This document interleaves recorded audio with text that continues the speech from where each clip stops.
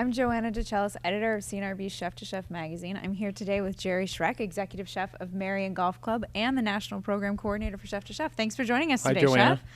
So you've been involved with Chef to Chef from the very beginning. Mm-hmm. How has this industry evolved as a result of this conference? The expectations are a lot higher. We're now competing with the restaurants down the street. We were 10 years ago, but now it's tenfold. We're expected to be as good or better than those down the street and those new places opening up with new concepts.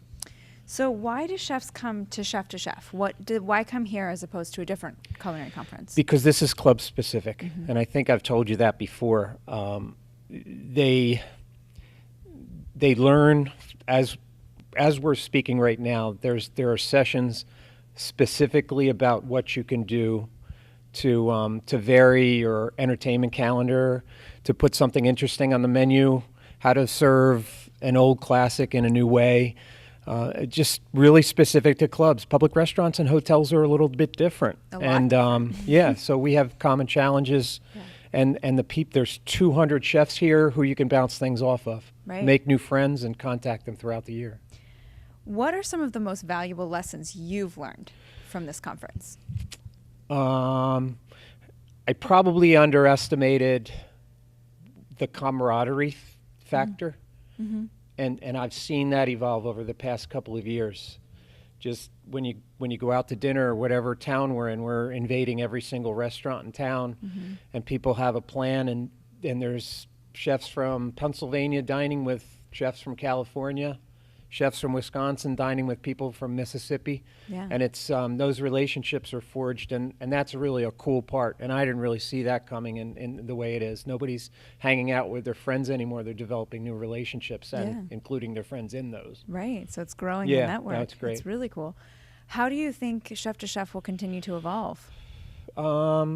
Hopefully it will continue to grow. I really believe that. I think the fact that we move from city to city and there's a new venue every year, and the chefs are very fortunate to have their clubs put up enough educational money. This isn't like going to Culinary Institute for continuing ed for 2 days. Right. It's a little bit more expensive. We might be traveling across the country. The hotels are expensive. The food service is expensive, and dining out is expensive. But the GMs, our boards, feel it's important to let their chefs go out and experience these types of situations. Because the ideas they bring back, I'm sure, are applicable, specific to the clubs. Exactly.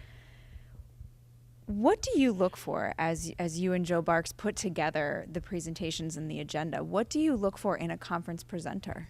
Well, first we go through the evaluations. That's beforehand. We go through the registration topics that chefs they're paying to come here.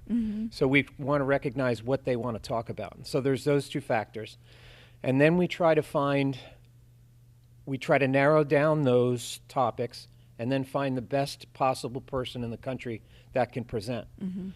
And since this is not an exact science, we don't go in and see what kind of public speakers they are. So sometimes it's kind of a roll of the dice, but most of the time we get it correct. And the one thing is that I'll say, when a chef is asked, they're honored and not inconvenienced.